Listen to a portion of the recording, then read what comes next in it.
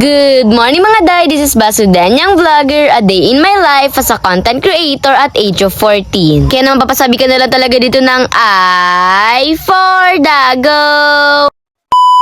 For today's vlog is a day in my life!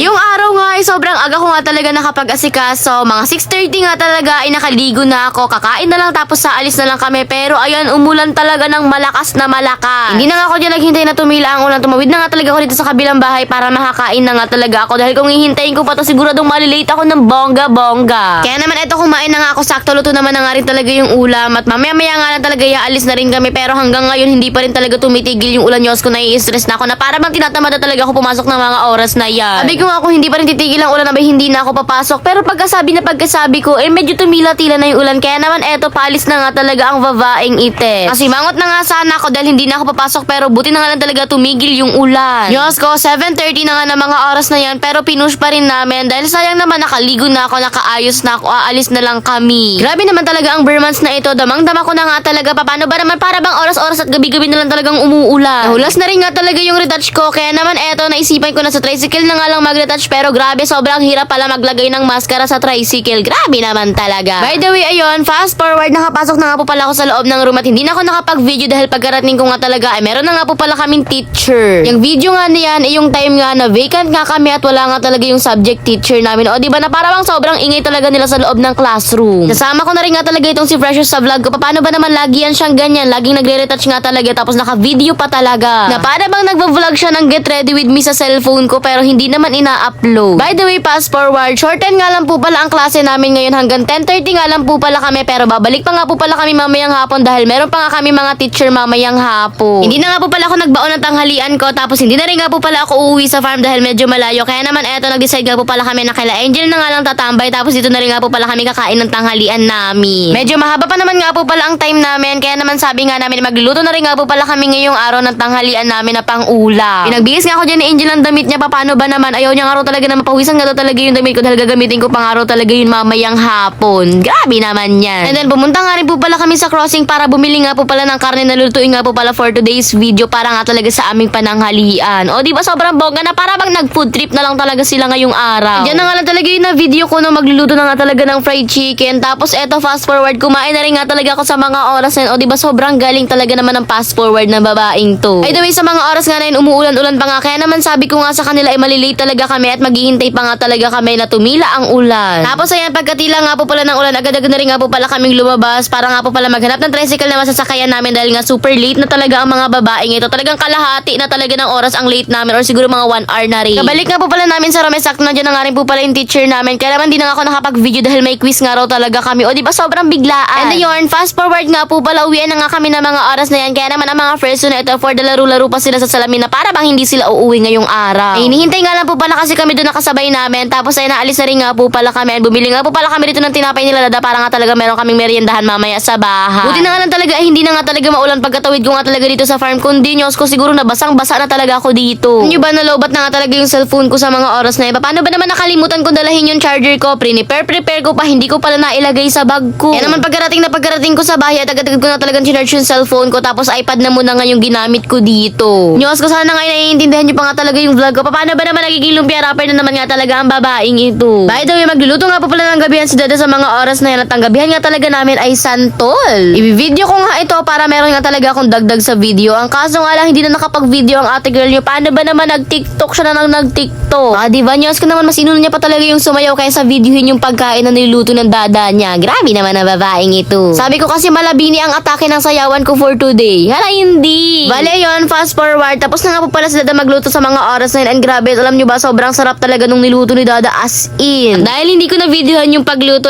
samahan nyo na nga lang talaga akong magmukbang. Meron nga ditong bagong kanin pero mas pinili ko nga talagang kuhain yung bahaw dahil mas masarap nga talaga ang santol sa bahaw na kanin. By the way, yun nga lang po pala yung mga kaganapan natin for today's vlog. Kaya naman hanggang dito na nga lang. Yun lang, salamat po, God bless. Thanks for watching. Mwah!